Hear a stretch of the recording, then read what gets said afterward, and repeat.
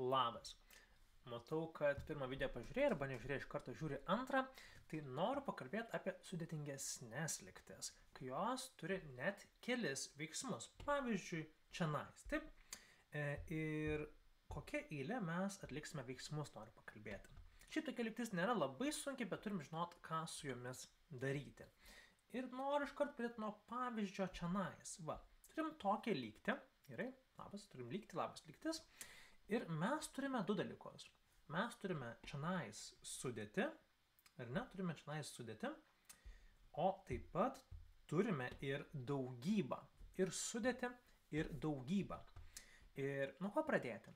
Vėlgi, jeigu yra šalia x skaičius, tai čionais yra daugyba. Taigi, aš rekomenduočiau pradėti nuo pašalinkim sudėtį. Paprastai mes mokomės, kad pirma yra daugyba, po to yra sudėtis, ar ne?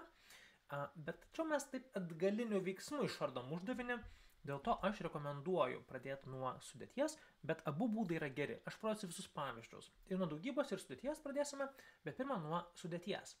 Taigi mes turime plus 5, šaunuoliai mes, ir mes norim pašalinti, vėlgi, toje pusėje, kur yra x, mes norim pašalinti visus kitus veiksmus. Taigi norim pašalinti penketą. Tai mes atimsime penketą iš abiejų pusių.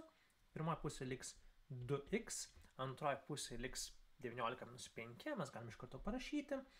14 galiu kažkiek mintinai atimu. Jeigu norit, galite parašyti 19 minus 5 čionais, galim parašyti 19 minus 5, ar ne? Bet jeigu parašyti iš karto 14, būsit šaunuoliai, viskas su tuo yra labai gerai. Ir tada mes norime ir panaikinti šitą dvejetą. Dėl to mes viską daliname iš dviejų. Gausime, kad lieka x, nes mes padalinam iš dviejų. Matot, čia dalinam iš dviejų, dingsta mūsų dvejetas. Ir taip pat mes 14 padaliname iš dviejų ir gausime, kad x yra lygu 7. Fantastika, mes darom viską kaip ir anksčiau.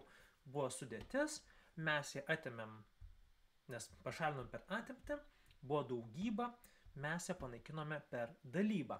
Fantastika, išsprendėme, gavome 7, puiku.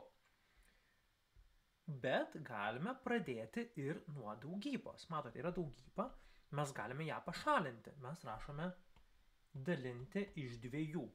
Ir svarbus klausimas, ką mes dalinam iš dviejų čionais? Galbūt galvojate, kad ir daliname 2x iš dviejų, logiška, viskas labai gerai. Dalinam 19 iš dviejų, labai gerai, bet mes turim ir dvejetą, ir penketą padalinti iš dviejų.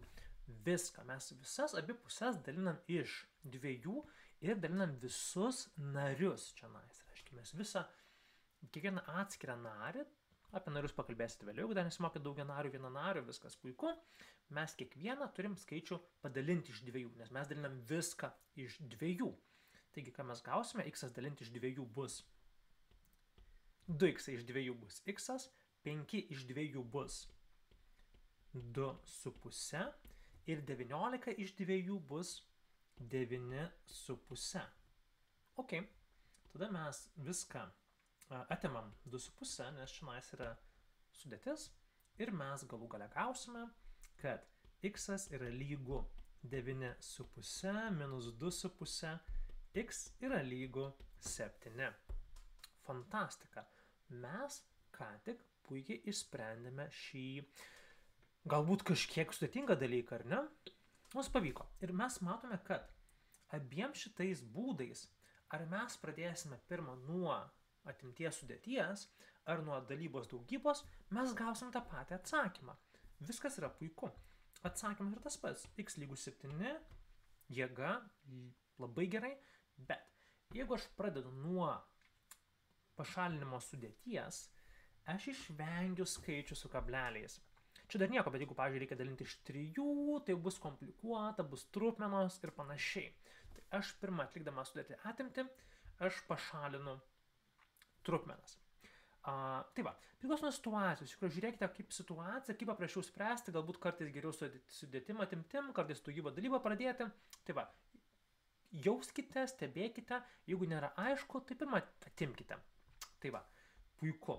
Ir dabar noriu grįžti prie šio uždavinio. Šitas yra smagus, kai kažką gali truputį išgąsdinti, galvoti, pala, kas čia yra, skliaustai, tik neskliaustai, o ne, tik neskliaustai, skliaustai baisiausias dalykas. Vėlgi, mes turime čionais daugybą, ne? Nes nieks neparodyti, reiškia yra daugybą. Ir mes tiesiog atskliauskime, gerai? Kaip atskleidimas vyksta, taigi 4 kart x bus 4x, gana paprasta, aišku, suprantama, jokių problemų. Ir taip pat ketvirtą mes dauginam su -6, su viskuo, kas yra skliaustuose. Taigi 4 kart -6 bus -24. Haha, šaunuolė, mes atskliaudėme. Haha, gera reakcija. Ir tada 12 minus x, mes turim 12 minus x. Ir mes taiga turim daug visokių čionais skaičių. Turime čionais x ir čionais x, ar ne? Gerai, turim čionais skaičius ir čionais skaičius. Ką daryti, kaip čia spręsti?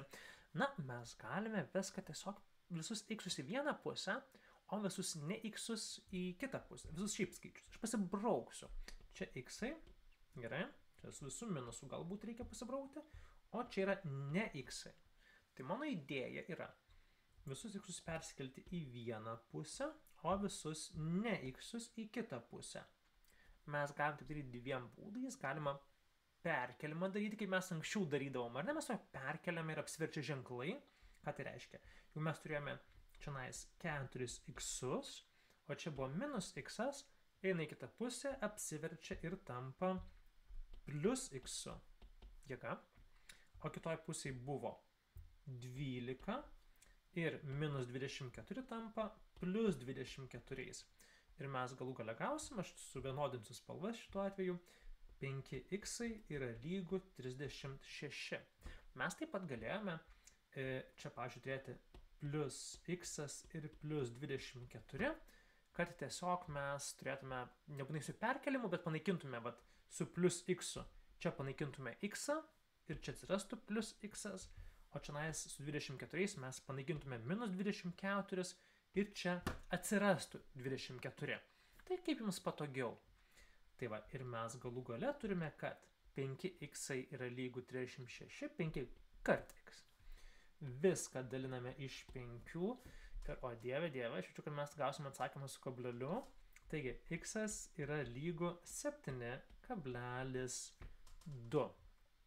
Šaunuoliai. Labai gerai, mes išsprendžiam ir gaunam šitą sprendimą. Gerai, puiku. Noriu dar porą pavyzdžių. Nenoriu duoti daug trupmenų ir kablelių, mes to dabar daug nedarysime, bet noriu dar pakalbėti, kas vyksta su šitais veiksmais. Kiek čia vietos užimam, labai gerai. Galim čia dar spręsti vieną ar net kelis veiksmus. Gerai. Pabandom panašų. Aš mėgstu atskleidimą, tikiuosi, kad jūs irgi mėgstate atskleidimus visokius. Taigi turime, pavyzdžiui, 2x plus 5.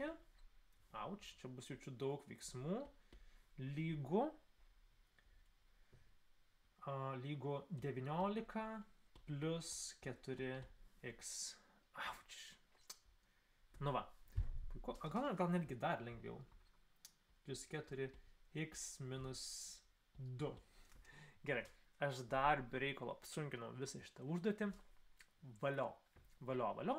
Ir ką mes galim padaryti? Vėlgi rekomenduoju atskliausti. Atskleidimas yra labai puikus dalykas.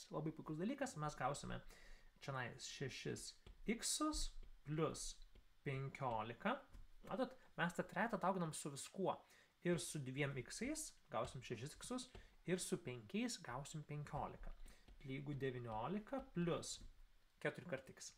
4x ir 4 kart minus 2 minus 8.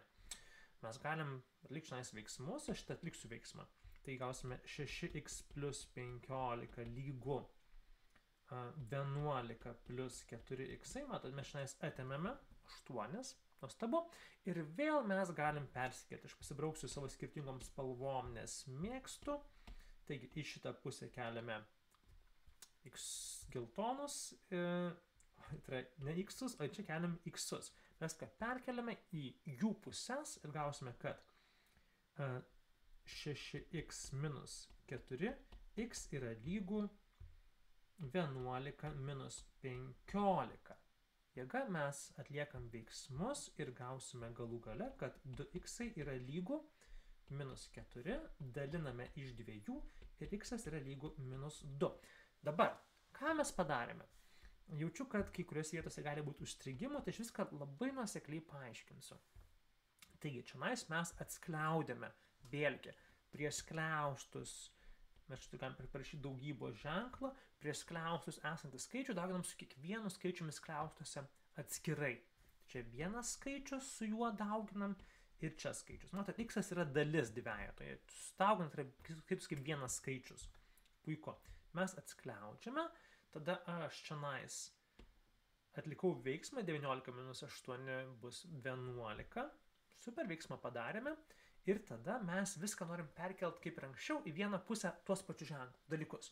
Visi x į vieną pusę, visi ne x į kitą pusę mes perkeliame. Galim netgi tą veiksmą parašyti čia minus 4x minus 15. Mes pašaliname 4x iš čia ir pašalinam 15 iš čia. Puiku.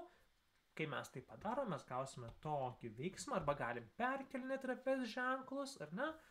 Į kitą pusę perkeliam 4x, taps minus 4x ir čia 15 perkeliam, taps minus 15.